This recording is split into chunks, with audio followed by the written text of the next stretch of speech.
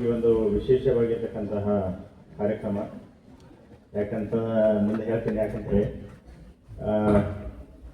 10ನೇ ತರಗತಿ ವಿದ್ಯಾರ್ಥಿಗಳಿಗೆ ಪಾರಿತೋಷಕ ವಿತರಣೆ. 10ನೇ ತರಗತಿ ಅಲ್ಲ, ಓಕೆ, ಪಾರಿತೋಷಕ ವಿತರಣೆ ಎಲ್ಲ ವಿದ್ಯಾರ್ಥಿಗಳಿಗೆ ಹಾಗೂ 10ನೇ ತರಗತಿ ವಿದ್ಯಾರ್ಥಿಗಳಿಗೆ ಬೀಳ್ಕೊಡುಗೆ ಸಮಾರಂಭಕ್ಕೆ ಈ ಒಂದು ಕಾರ್ಯಕ್ರಮ ವೇದಿಕೆಯಲ್ಲಿ ಆಸೀನರಾಗಿರ್ತಕ್ಕಂತಹ ಶರಣಶ್ರೀ ಆಯರ್ ಮತ್ತತಿ ಅವರೇ ಹಾಗೂ ಗುಂಡಾಯ ಹಿರೇಮಠ ಅವರೇ, ಬಸವರಾಜಪ್ಪ ಅವರೇ, ಎಸ್.ಎಂ. ನಮ್ಮ ಸಾವರ್ಕರ್ ಸರ್ ಅವರೇ, ಬಸವರಾಜ ಅರಕೆರೆ ಅವರೇ, ಲಕ್ಕಪ್ಪ ಬಿದ್ರಿ ಅವರೇ, ಮಾಂದೇಶ್ ಮೋಳ್ಕೋಡ್ ಅವರೇ, ಲಕ್ಷ್ಮೀ ದೇವರ ಅವರೇ ಹಾಗೂ ಎಲ್ಲ ಸಮಸ್ತ ನನ್ನ ಶಿಕ್ಷಕ ಬಂಧುಗಳೇ ಹಾಗೂ ಎಲ್ಲ ಬಂಧು ವಿದ್ಯಾರ್ಥಿಗಳೇ, ಈಗ ತಾನೇ ನಮ್ಮ ಎಜುಕೇಷನ್ ಮಿನಿಸ್ಟರ್ ಸರ್ ಮತ್ತು ಸೆಕ್ರೆಟರಿ ಮೇಡಮ್ ಆಲ್ ಟೀಮ್ ಒಂದು ಗೂಗಲ್ ಮೀಟಿಂಗಲ್ಲಿ ಇದ್ದಾರೆ. ಏನು ಹೇಳ್ತಾ ಇದ್ದಾರೆ ಅಂತ ಹೇಳಿದ್ರೆ, 1 ಪಾಯಿಂಟ್ ಎಜೆಂಡಾ ಏನಂತಂದರೆ, ಏನು ಹೇಳ್ರಿ 1 ಪಾಯಿಂಟ್ ಎಜೆಂಡಾ, SSLC ವಿದ್ಯಾರ್ಥಿಗಳ ಫಲಿತಾಂಶ 100ಕ್ಕೆ 100ರಷ್ಟು ಆಗಬೇಕಂತಕ್ಕಂಥದ್ದು. ಬಹುಶಃ ನಾಳೆ ಬರೋಕ್ಕಿಂತ ಇವತ್ತು ಬಂದಿದ್ದೆ ಭಾಳ ಸಮಂಜಸ ಅಂತ ಅನ್ಕೊತೀನಿ ನಾನು. ಯಾಕಂತಂದ್ರೆ ಇವತ್ತು SSLC ವಿದ್ಯಾರ್ಥಿಗಳ ಒಂದು ಬೀಳ್ಕೊಡುಗೆ ಸಮಾರಂಭ ನಾಳೆ ಇರಲಿಲ್ಲ, SSLC ಸ್ಟೂಡೆಂಟ್ ನಾಳೆ ಇರ್ತಾರೆ. ಓಕೆ, ನಾನು ಒಂದು 5 ನಿಮಿಷ ಟೈಮ್ ತೊಗೊತೀನಿ. ಮೊಟ್ಟ ಮೊದಲನೇದಾಗಿ ಏನಂತಂದರೆ, ನಾನು ವಿಶೇಷವಾಗಿರ್ತಕ್ಕಂತಹ ಕಾರ್ಯಕ್ರಮ ಅಂತ ನಾನು ಹೇಳಿದೆ. ಇದು 2ನೇ ವಿಶೇಷವಾಗಿರ್ತಕ್ಕಂಥ ಕಾರ್ಯಕ್ರಮ ನಾನು ಅಟೆಂಡ್ ಮಾಡ್ತಾ ಇರೋದು.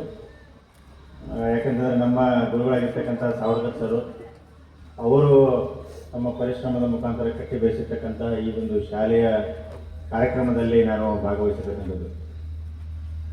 ನಾನು 3 ವಿಚಾರಗಳನ್ನು ನಿಮ್ಗೆ ಹೇಳ್ತೀನಿ. ಒಂದು, ಆಮೇಲೆ ಸಾವರ್ಕರ್ ಸರ್ ಬಗ್ಗೆ ಹೇಳ್ತೀನಿ ಅಂತ ನಮ್ಮ ಟೀಮ್ ಬಗ್ಗೆ ಹೇಳ್ತೀನಿ.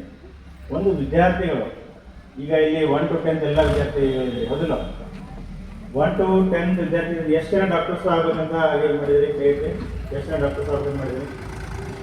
ಇಷ್ಟೇ. ಎಷ್ಟು ಜನ ಇಂಜಿನಿಯರ್ಸ್ ಆಗ್ಬೇಕಂತ ಕನ್ಸ್ಕೊಂಡಿದ್ರಿ?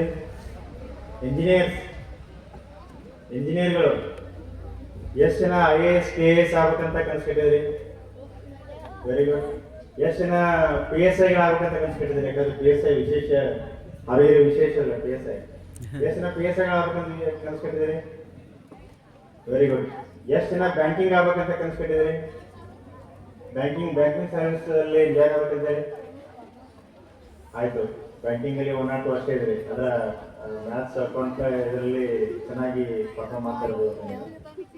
ನೋಡ್ರಿ, ಏನಂತಂದ್ರೆ 3 ವಿಚಾರ ಏನಂತಂದ್ರೆ, ವಿದ್ಯಾರ್ಥಿಗಳು, ನಾನು ನಿಮ್ಮ ಥರ ಏನಂತಂದ್ರೆ ಒಂದು ಕಾಲದಲ್ಲಿ ಅಲ್ಲಿ ಕೂತಿದ್ದೆ, ಹೌದಾ?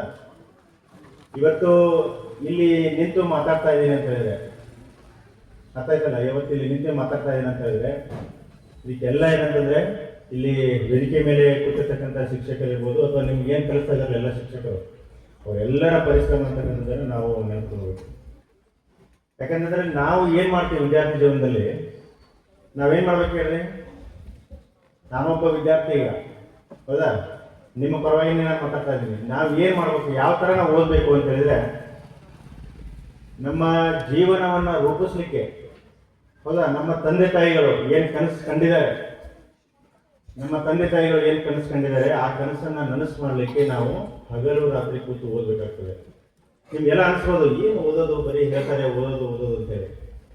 ಆದರೆ ಓದೋ ಟೈಮಲ್ಲಿ ಕರೆಕ್ಟಾಗಿ ಶಿಸ್ತುಬದ್ಧವಾಗಿ ಅಭ್ಯಾಸವನ್ನು ಮಾಡಬೇಕು, ಓದಬೇಕು. ನಿಮ್ಮ ತಂದೆ ತಾಯಿಗಳು, ನಿಮ್ಮ ಎಲ್ಲ ಪಾಲಕ ಪೋಷಕರು ಏನು ಕನಸ್ಕೊಂಡಿದ್ದಾರೆ ಅದನ್ನು ಅಚೀವ್ ಮಾಡೋವರೆಗೆ ಏನಂತಂದರೆ ಓದಬೇಕು. ಇದು 1ನೇ ವಿಚಾರ. 2ನೇದು ಏನಂತಂದರೆ, ನಮ್ಮ ಎಲ್ಲ